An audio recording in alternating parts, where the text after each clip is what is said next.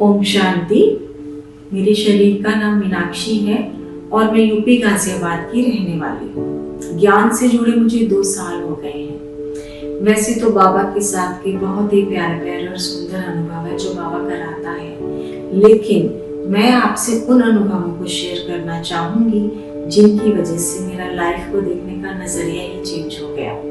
जब मैं अपनी लाइफ में बहुत ही निराश और हताश हो गई थी, उस वक्त बाबा की नजर मुझ पर पड़ी और बाबा ने मेरा हाथ थाम लिया और कहा, बच्चे ये तेरा नया जन्म है।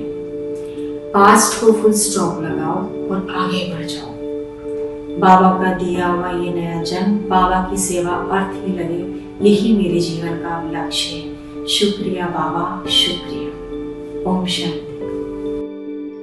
2017 में मेरे युगल ने एक एक्सीडेंट में अपना शरीर छोड़ दिया था। उस दौरान मैं भी उनके साथ थी। मेरी भी जो कंडीशन थी बहुत ज़्यादा क्रिटिकल थी। मेरे भी चांसेस बहुत कम थे बचने के, लेकिन भगवान को कुछ और ही मंजूर था तो मैं बच गई। लेकिन जब मुझे होश आया, क्योंकि मुझे ये भी नहीं पता था कि मेरे जो युगल हैं वो शरीर छोड़ चुके हैं, लेकिन जब मुझे होश आया और वो सब मुझे फेस करना पड़ा तो मैं समझ ही नहीं पा रही थी कि ये मेरे साथ हुआ क्या। और मेरे अंदर इतना ज़्यादा गिल्ट आ गया कि मैं क्यों बच गई, वो क्यों चले गए, मैं ही क्यों बची। इतना गिल्ट आ रहा था मेरे अंदर और क्वेश्चंस भी उठ रहे थे कि हमारे साथ ये ऐसा क्यों हुआ।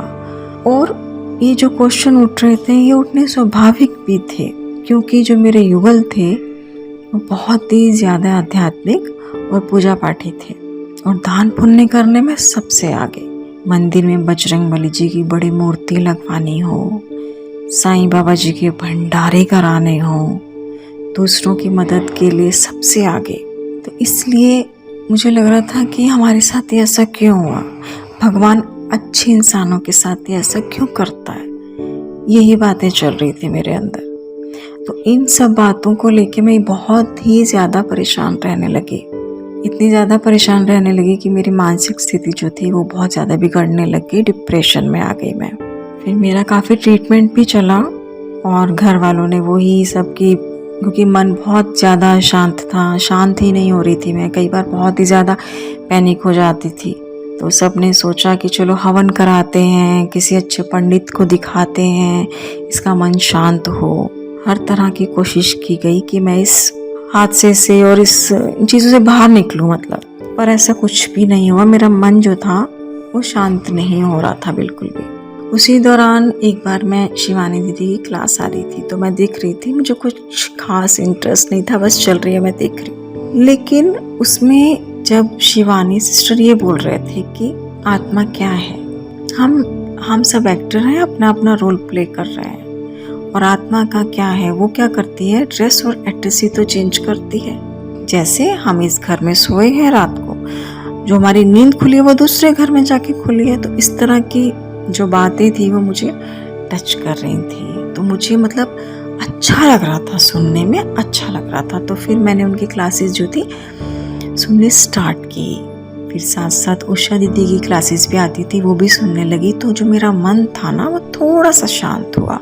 लेकिन उसके बाद भी कई बार बहुत परेशान हो जाती थी। तो सबने सोचा क्यों ना ऐसा किया जाए कि इनको कहीं और शिफ्ट कराते हैं। तो जगह चेंज करने से, माहौल चेंज करने से हो सकता है कि इनकी तबीयत में सुधार आएगा, यानी कि मेरी तबीयत में। तो फिर हमने वहाँ से, जहाँ हम रहते थे वहाँ से घर चेंज किया। तो हम जिस सोसाइटी में आए तो वहाँ पर मुझे पता चला कि नीचे क्लब हाउस था, वहाँ पर गीता पाठशाला चलती थी। कुछ भाई बहन मिलकर गीता पाठशाला चलाते हैं। तो मुझे लगा मुझे जाना चाहिए। तो मैं वहाँ गई। वहाँ पे दीदी जो थे उन्होंने मुझे कोर्स कराया। कोर्स भी मैंने कंप्लीट नहीं किया था, मुरली सुननी स्टार्ट करती थी थोड़ी थोड़ी सी, 3-4 चैप्टर ही मैंने किए थे। तो लेकिन जब सीढ़ी वाला चैप्टर दीदी करा रहे थे, तो जब मैं वो चैप्टर कर रही थी उस दौरान मैं कई साल पीछे पहुँच गई। कई सालों से एक ही सपना बहुत ज़्यादा आता था। एक ही सपना, एक ही तरह का सपना मुझे बहुत आता था कई सालों से, 10 सालों से। उसमें मैं क्या देखती थी, मैं हमेशा अपने आप को सीढ़ियों से उतरते हुए देखती थी, हमेशा उतराई करते हुए देखती थी मैं। तो मैं सोचती थी मैं हमेशा ऐसे क्यों देखती हूँ कि मैं सीढ़ियाँ उतरती चली जा रही हूँ, कभी चढ़ते हुए नहीं देखती थी सीढ़ियाँ, हमेशा उतरते हुए मैंने अपने आप को देखा। और लास्ट क्या हुआ था कि एक जो लास्ट सीढ़ी होती है तो मैं उसको ऐसे क्रॉस करने की कोशिश कर रही हूँ, क्योंकि वहाँ पे बहुत बड़ा गड्ढा था। लास्ट सीढ़ी पे जो गड्ढा होता है लास्ट में, बहुत ही डीप गड्ढा था। तो मैं सोच रही थी मैं इसको पार कैसे करूँ। तो मैं क्या देखती हूँ कि वहाँ एक सफ़ेद वस्त्रधारी आए हैं और उन्होंने मेरा हाथ पकड़ लिया और मुझे ऐसे उस गड्ढे के ऐसे साइड से निकाल दिया, हाथ पकड़ के लेके मेरा। तो जब मैं सीढ़ी वाला जो है कोर्स कर रही थी, जो 7 डेज वाला, तो जो सीढ़ी वाला चैप्टर था जब मैं वो देख रही थी ना, तो मैं तो क्योंकि उस टाइम तो ज्ञान नहीं था, मुझे ये पता ही नहीं था कुछ भी कि ब्रह्मा बाबा कौन है और कुछ भी मुझे ज्ञान ही नहीं था। तो हमेशा सोचती मुझे ये सपना क्यों आता है, लेकिन क्लैरिटी तब हुई जब मैं ये कोर्स करने लगी। उनका ओहो अच्छा ये है चढ़ती कला और उतरती कला का सही मतलब। मुझे ज्ञान में आके पता चला ना कि हमारी जो थी उतरती कला, और अब फिर से हम चढ़ती कला में जा रहे हैं। मेरे लिए ये अनुभव जो था मतलब बहुत ही ज़्यादा टचिंग था। तो फिर उसके बाद जो मेरी लाइफ में टर्निंग पॉइंट आया, क्योंकि उस दौरान क्या था, मैं कुछ टाइम ही गीता पाठशाला गई, नीचे जो जाती थी बहुत कम जाती थी। तो मेरी लाइफ में जो टर्निंग पॉइंट आया वो आया 2020 मार्च में, जब कोरोना स्टार्ट हुआ था। उस दौरान लॉकडाउन लग गया था। मैंने एक बार देखा कि एक चैनल स्टार्ट हुआ है, तो उनका वो लाइव क्लास आ रही थी। तो उसमें वो कमल भाई जी बता रहे थे कि पास्ट को फुल स्टॉप लगाओ और आज से ये मेरा नया जन्म है और आगे बढ़ जाओ और अपनी लाइफ में कोई लक्ष्य निर्धारित करो। बिना लक्ष्य के जिंदगी नहीं जी जाती, और जो बिना लक्ष्य के जिंदगी जीते हैं वो दिशा विहीन हो जाते हैं, भटकते रहते हैं। तो मतलब बहुत अच्छा लगा मुझे सुनने में, और फिर मैंने उनकी क्लासेस जो लाइव आती थी मैंने ज्वाइन कर लिया, और फिर तो उनको मैं फॉलो करने लगी। काफ़ी बहुत ज़्यादा अच्छा चेंज आने लग गया मेरे अंदर। मेरा जो मन था वो धीरे धीरे शांत भी होने लग गया। लिखने लगी मैं, खूब रजिस्टर मैंने भर लिए लिख लिख के। मुझे बहुत अच्छा लगता था लिखना, जो भी कमल भाई जी क्लास में बातें बताते थे, बहुत अच्छी प्रैक्टिकल योग का प्रयोग कैसे करते हैं, ये सब चीज़ें मुझे बहुत अच्छी लगती थी। कैसे अपनी लाइफ में हमें यूज़ करना है ना ज्ञान का, मुझे बहुत अच्छा लगता था। तो ऐसे करते करते मैं ज्ञान में आगे बढ़ी। तो सेंटर में नहीं गई, बहुत कम गई हूँ मैं सेंटर, लेकिन ऑनलाइन ही मैंने ज्ञान लिया, ऑनलाइन ही मैंने क्लासेस ली, ऑनलाइन ही मुरली सब कुछ। मेरे बाबा ने मुरली में आज मेरे लिए क्या कहा वो सब सुनना बहुत अच्छा लगता था मुझे।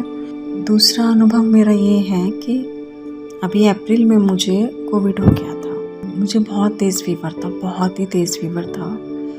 और फिर उसी दौरान कोविड पीरियड के दौरान मुझे बाबा ने परम धाम के दृश्य दिखाया पूरा। ये तो मैं भूल ही नहीं सकती। मतलब परम धाम दीदी जैसे हम विजुलाइज करते हैं ना, बाबा ने मुझे पूरा दृश्य दिखाया परम धाम का। ऐसे चमकते हुए सितारे होते हैं ना, ऐसे मैंने देखा दृश्य। और झाड़ देखा, पूरा झाड़ जो होता है वो देखा मैंने। उसमें ऐसे मतलब सितारे टिमटिमा रहे हैं, ऐसे कितने अनगिनत। और मुझे कोई चीज़ है वो मुझे ना खींच रही है, और मैं खुद से भी कह रही हूँ कि बाबा मुझे खींचो ना, बाबा मुझे खींचो, ऐसे करके। तो वो दृश्य मेरे सामने आ रहा है, वो मैं कभी नहीं भूल सकती। तो बाबा ने मुझे मतलब परम धाम दिखाया, और कैसे मैं मतलब विदिन 20 डेज में बिल्कुल ठीक हो गई। फीवर मेरा बिल्कुल उतर गया था, बिल्कुल ठीक हो गई थी मैं। तो बाबा कैसे मदद करता है, बाबा के तो बहुत ही अच्छे बहुत अनुभव हैं, लेकिन जितना मैं शेयर कर पाई आपसे, तो बस सब कुछ बाबा को सौंप दिया मैंने कहा बाबा आप जिम्मेवार हैं, आपका घर है, आपके बच्चे हैं, आपका काम है। मैं भी आपकी हूँ, तन मन धन सब आपका है। आप जानो, मुझे तो बस हल्का रहना है, बेफिक्र बादशाह बनकर उड़ना है। मैं निमित्त हूँ, ट्रस्टी हूँ, सेवाधारी हूँ। करण करावनहार मेरा बाबा है, मेरा बाबा और बस मेरा बाबा। मेरा तो एक बाबा, दूसरा ना कोई। ओम शांति। तो कैसा लगा आपको यह अनुभव, हमें जरूर बताएं। अगर आपको यह वीडियो पसंद आया है तो कृपया औरों के साथ भी इसे जरूर शेयर करें। अगर आपके भी शिव बाबा के साथ कोई बहुत ही चमत्कारी या अद्भुत अनुभव है जो आप सभी को सुनाना चाहते हैं तो कृपया हमें हमारे WhatsApp नंबर पर मैसेज करें या फिर ऑडियो या वीडियो रिकॉर्डिंग के द्वारा भेजें। तो जुड़े रहें हमारे साथ, हम फिर आपके लिए जल्द लेकर आएंगे एक और मजेदार शिव परमात्मा के प्यार से भरपूर अनुभव। ओम शांति।